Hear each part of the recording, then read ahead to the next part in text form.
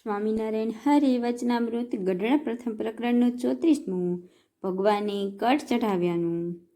સ્વામિનારાયણ હરે સંવત 1876 પોષવદી એકાદશીને દિવસ શ્રીજી મહારાજ શ્રી ગઢડા મધ્ય દાદા ખાચરના દરબારમાં આથમણે દ્વારે ઓરડાની ઓસરીએ ઢોલિયા ઉપર દક્ષિણા મુખારવિંદે બિરાજમાન હતા ને ધોળો ખેસ પહેર્યો હતો ને ધોળી ચૌહાળ ઓઢ્યો હતો ને માથે ધોળી પાક બાંધી હતી ને ફૂલના હાર પહેર્યા હતા ને પાઘને વિશે પુષ્પના તથા હીરાના તોરા લટકતા મૂક્યા હતા ને બે કાનની ઉપર પુષ્પના ગુજ ખોસ્યા હતા ને પોતાના મુખારવિંદની આગળ મુનિ તથા દેશ દેશના હરિભક્તની અને સત્સંગીની સભા ભરાઈને બેઠી હતી અને મુનિ વાજિંત્ર લઈને કીર્તન ગાતા હતા.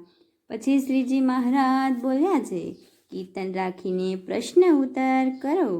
પછી બ્રહ્માનંદ સ્વામીએ પૂછ્યું છે, સર્વ સુખના ધામ અને સર્વ થકી પર એવા જે પરમેશ્વર છે તેમાં જીવની વૃત્તિ ચોટી નથી અને માયિક એવા જે નાશવંત તુચ્છ પદાર્થ તેમાં જીવની વૃત્તિ ચોટી જાય છે, તેનું શું કારણ છે?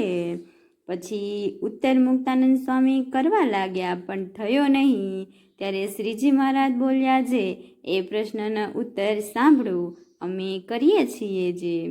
જે દિવસથી પરમેશ્વરે આ જગતની સૃષ્ટિ કરી છે તે દિવસથી એવી જ કડ ચડાવી મૂકી છે જે ફરીને પરમેશ્વરને કરવો પડે છે અને સંસારની જે વૃદ્ધિ કરવી ને પોતાની મેળે થાય છે એવો ફેર ચડાવી મૂક્યો છે.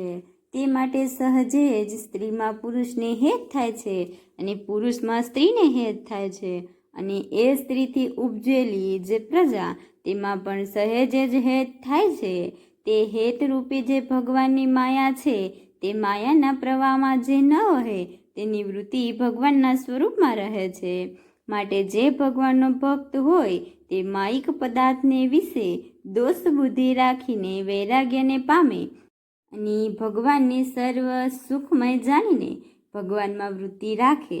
અને જો માયિક પદાર્થને વિશે વૈરાગ્ય ન રાખે ને ભગવાનના સ્વરૂપથી જુદા પડે તો શિવ, બ્રહ્મા અને નારદાદિક જે એવા સમર્થ મુક્ત હોય તેને પણ માયિક પદાર્થમાં તણાઈ જાય છે. એટલા માટે જ ભગવાનને મૂકીને માયિક પદાર્થનો સંગ કરે તો જરૂર તેમાં જીવની વૃત્તિ ચોટી જાય છે. તે સારું પરમેશ્વરના ભક્તને પરમેશ્વર વિના બીજા ઠેકાણે પ્રીતિ રાખવી નહીં.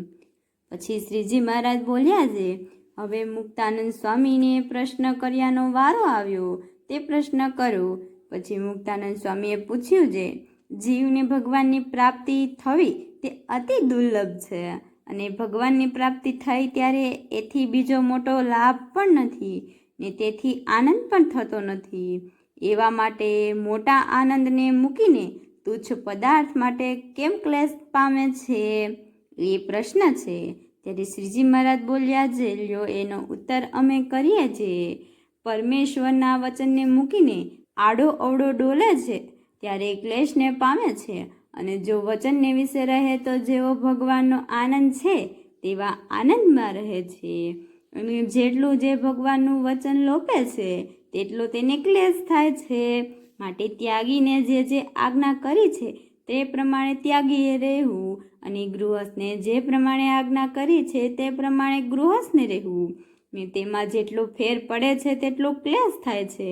અને ત્યાગી હોય તેને અષ્ટ પ્રકારે સ્ત્રીનો ત્યાગ રાખવો અને ત્યારે એનું બ્રહ્મચર્ય વ્રત પૂરું કહેવાય. ને તેમાંથી જેને જેટલો ફેર પડે તેને તેટલો ક્લેશ થાય છે.